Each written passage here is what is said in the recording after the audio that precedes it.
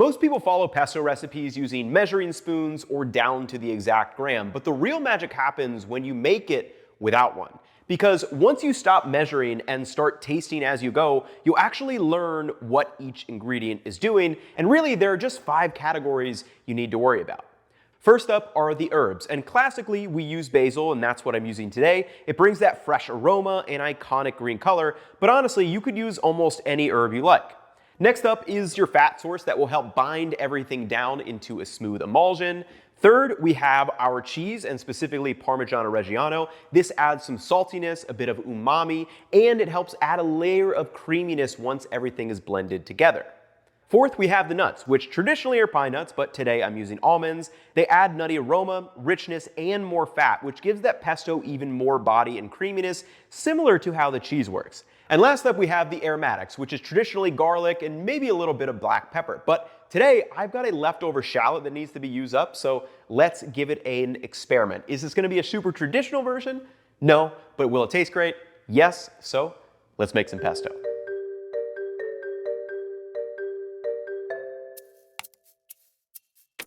Okay, so let's make some pesto live. Very, very simple, quick little aromatic sauce here. And so this is some basil that I grabbed out from my garden this morning.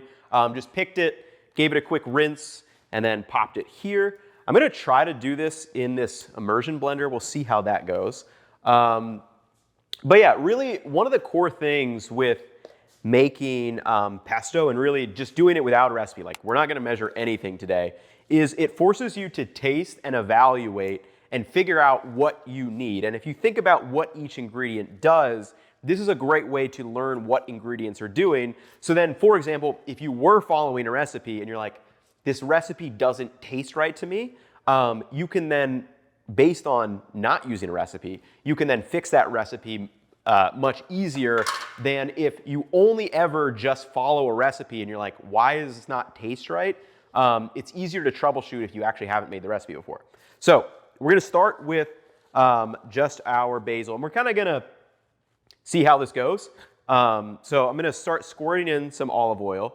So olive oil and the basil are kind of what creates that primary emulsion. Then we have some kind of stabilizers with the nuts and the cheese that help it a little bit first. But let's get this thing squared up and give it a go. All right, we'll see how this goes.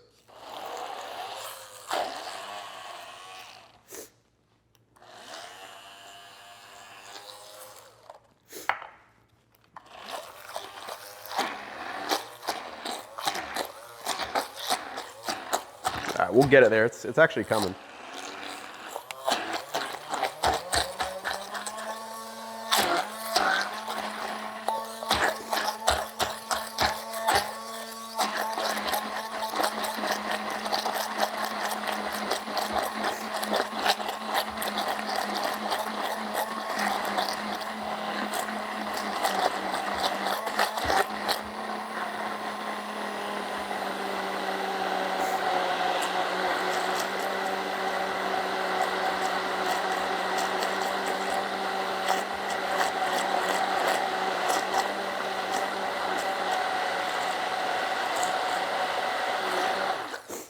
Okay, perfect.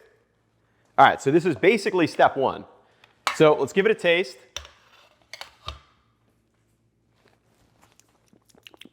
And as you can taste, it's literally just olive oil and basil. That's all this is at this point. Now, could you throw this over some pasta and eat it? I mean, yeah, you could if you wanted to.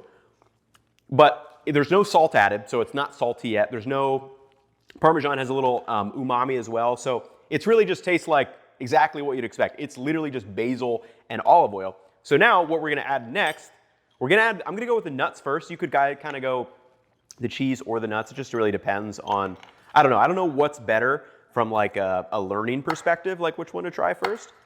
But what I'm gonna do is just chop up a few of these almonds. And yes, traditionally, pine nuts would be the move here, but I kind of forgot them at the store, and I was like, I don't feel like running back to the store, so we can demonstrate the idea with some nuts.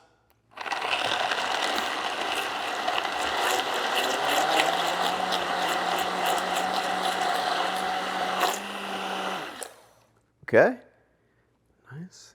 And yeah, you can see these little pieces of the nuts kind of interspersing throughout.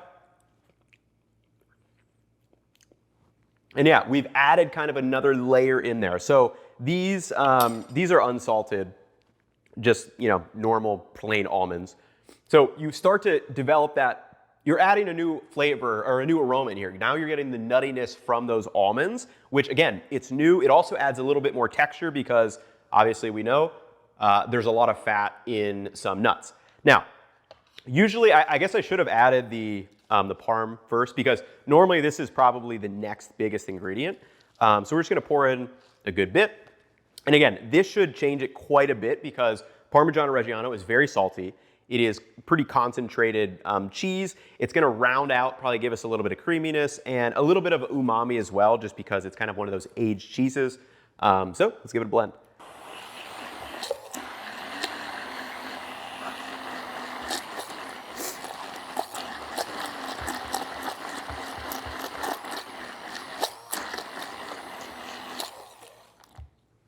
All right, so let's give it a taste with the cheese. Yeah, now that is starting to taste like actual pesto, right? The parm plays a big role in this. I'm gonna add a little bit more. It's bringing the saltiness. It's starting to kind of round out the harsh edges because, if you just ate like a fistful of basil, it would taste bitter because it's just it's greens and grasses. But we really like the aroma of that. So by adding the nuts and the cheese, you kind of balance out the bitter taste that you would get. Like imagine if you just ate a fistful of basil leaves, it wouldn't taste all that great. It would smell good, it wouldn't taste good. Then I'm gonna add a little bit more oil too, just to kind of loosen this.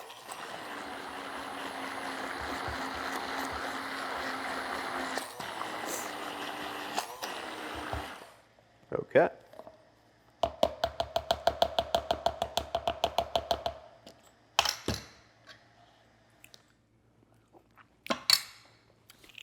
Yeah. So as far as the taste goes, I think that tastes really good. It's a nice amount of saltiness, not too much. And yeah, really that cheese is really what kind of brings the balance to this from a taste perspective. Okay, so like I said, normally you would go with some garlic. I'm gonna try out some shallot. I'm just gonna do these two pieces and then we'll see it. So that's gonna just give us a little bit of that pungent bite, similar to how garlic would work. But shallots do have a different aroma.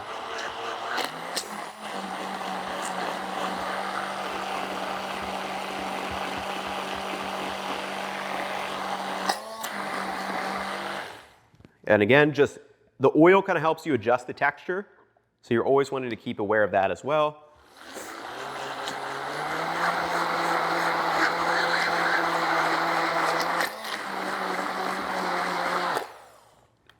All right, let's see how we're doing. Yeah. Now that's where you get, like, it's so cool because you're building it up, right? Like level 1 was just oil and basil leaves. Not that interesting. Level 2, we started adding some body and taste to these. So we got parm and the nuts. And then that last level, we're gonna add some nice aromatics to the shallot. Now, you do need to be careful with the aromatics because you kind of want the basil is kind of the start of the show. So you don't want to add so much aromatics that like this feels like a shallot sauce instead of a basil sauce. It should be a basil sauce with some shallot or with some garlic, not a shallot sauce with basil. There is a difference there. But to me, that is really good. Very interesting tasting. I think I'm going to add just a couple cranks of black pepper just for that bit of bite in there. But outside of that, that is really, really quite good.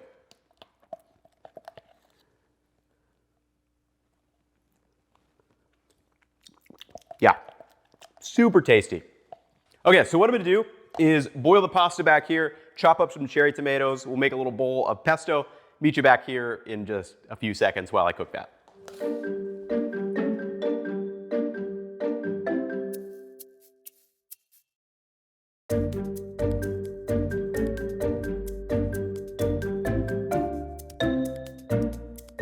Okay, so I've got the pasta. Went with this zucca shape. It's like a pumpkin shape almost. Really cool.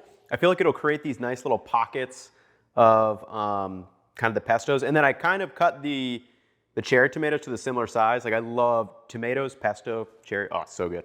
All right, so just gonna spoon some of this in here.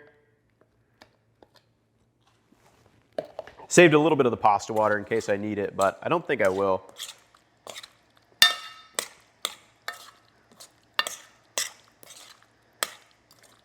Oh man, this looks so good. I think I'm gonna add these directly in. Kind of let them warm up just a little bit. Oh, it smells so good. All right.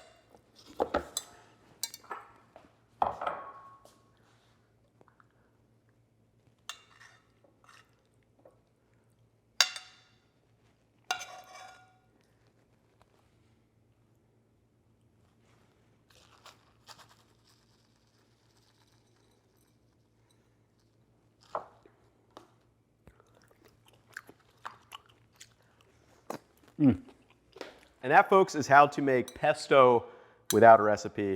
Let's give it a shot.